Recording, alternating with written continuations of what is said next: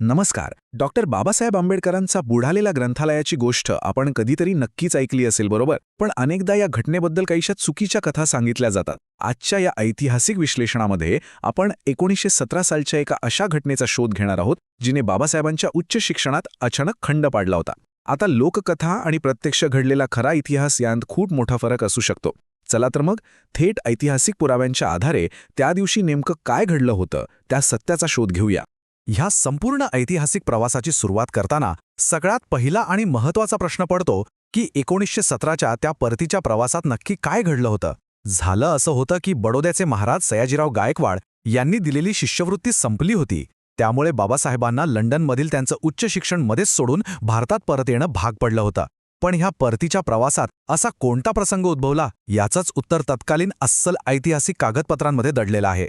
आता ह्या घटनेबद्दल आपल्या समाजात वर्षानुवर्षे एक अतिशय प्रसिद्ध आख्यायिका सांगितली जाते, जहाज बुडाल्याची गोष्ट. पण ह्यातील तथ्य काय आहे?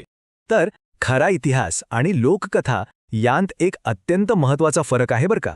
बऱ्याचदा लोकांचा असा समज असतो की स्वतः डॉक्टर आंबेडकर ज्या जहाजातून प्रवास करत होते तेच जहाज समुद्रात बुडालं. पण ऐतिहासिक सत्य थोडं वेगळं आहे. बाबासाहेब अतिशय सुरक्षितपणे एका प्रवासी जहाजातून प्रवास करत होते. मात्र त्यांनी त्यांची ती मौल्यवान पुस्तके, महत्त्वाचं संशोधन आणि इतर सामान एका पूर्णपणे वेगळ्या जहाजाने पाठवलं होतं. आणि दुर्दैवाने त्या सामानाच्या जहाजाला एका भयंकर दुर्घटनेला सामोरे जावे लागले. सुदैवाने बाबासाहेब स्वतः त्या बुडणाऱ्या जहाजावर नव्हते, त्यामुळे ते सुखरूप भारतात पोहोचले. पण मग हे जहाज नेमकं बुडालं कसं? इथेच तत्कालीन जागतिक परिस्थितीचा संदर्भ समजून घेणं अत्यंत गरजेचं ठरतं. 1917च्या त्या काळातील व्यापक परिस्थिती आपण पाहिली तर या घटनेकडे बघण्याचा आपला दृष्टिकोनच पूर्णपणे बदलतो. कारण हा कोणताही साधा समुद्री अपघात किंवा वादळामुळे घडलेली घटना अजिबात नव्हती. त्यावेळी पहिलं महायुद्ध अतिशय तीव्रतेने सुरू होतं. संपूर्ण जग एका भयंकर संघर्षाच्या विळख्यात अडकलं होतं. त्यामुळे हे समजून घेणं अत्यंत महत्त्वाचं आहे की हा एक युद्धकाळातील हल्ला होता. ज्या जहाजावर बाबासाहेबांची ती अनमोल ग्रंथसंपदा होती ते जहाज थेट लष्करी कारवाईचा बळी ठरलं होतं. याला ॲक्सिडेंट म्हणण्यापेक्षा वॉर टाईम अटॅक म्हणणं अधिक ऐतिहासिकदृष्ट्या अचूक आहे. हा हल्ला नेमका झाला तरी कसा? पहिल्या महायुद्धात जर्मनीने ब्रिटिश जहाजांवर टॉर्पेडो हल्ले करण्यासाठी समुद्रात यू-बोट्स म्हणजेच त्यांच्या विनाशकारी पाणबुड्यांचा मोठ्या प्रमाणावर वापर केला होता. आणि ऐतिहासिक नोंदी अगदी स्पष्टपणे सांगतात की बाबासाहेबांचं सामान वाहून नेणारं ते जहाज याच वादग्रस्त सागरी हद्दीतून जात होतं. तेव्हा एका जर्मन पाणबुडीने हेतुपुरस्कर टॉर्पेडो हल्ला केला आणि ते जहाज समुद्रात बुडवलं. एका क्षणात बाबासाहेबांच्या सामानाचे जहाज कायमचे नष्ट झाले. या भयंकर हल्ल्यात जे नुकसान झालं त्याची आपण नुसती कल्पनाही करू शकत नाही. ही एक अफाट मोठी बौद्धिक शोकांतिका होती. विचार करा, अत्यंत कष्टाने जमवलेला पुस्तकांचा एक मोठा वैयक्तिक संग्रह, अभ्यासासाठी लागणारी अतिशय दुर्मिळ पुस्तके, स्वतःच्या हाताने रात्रंदिवस जागून काढलेल्या शैक्षणिक नोंदी, मौल्यवान पेपर्स आणि कधीही न भरून येणारी संशोधन कागदपत्र, हे सगळं त्या अथांग समुद्राच्या तळाशी कायमचं गडप झालं. एका गरिबीतून आलेल्या विद्यार्थ्यासाठी ज्याची खरी संपत्ती फक्त आणि फक्त त्याची पुस्तकेच होती, त्याच्यावर हा किती भयंकर मोठा मानसिक आघात असेल. इथे सर्वात महत्त्वाचा मुद्दा असा आहे की हे केवळ पैशांचं किंवा कोणतं भौतिक नुकसान नव्हतं. एक असा पुस्तकप्रेमी ज्याने आपलं संपूर्ण आयुष्य शिक्षणासाठी वाहून घेतलं आहे, त्याच्यासाठी याचं मूल्य पैशांपेक्षा कितीतरी पटीने अधिक असतं. आत्तापर्यंतचं सर्व संशोधन आणि ज्ञानाची शिदोरी अशी एका क्षणात डोळ्यांदेखत नष्ट होणं ही पैशाने न मोजता येण्यासाठी एक अफाट बौद्धिक शोकांतिका होती.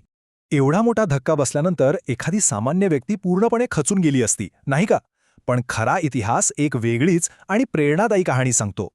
ऐतिहासिक दप्तरात एक अत्यंत महत्त्वाची नोंद आढळते, ती म्हणजे 300 रुपयांची.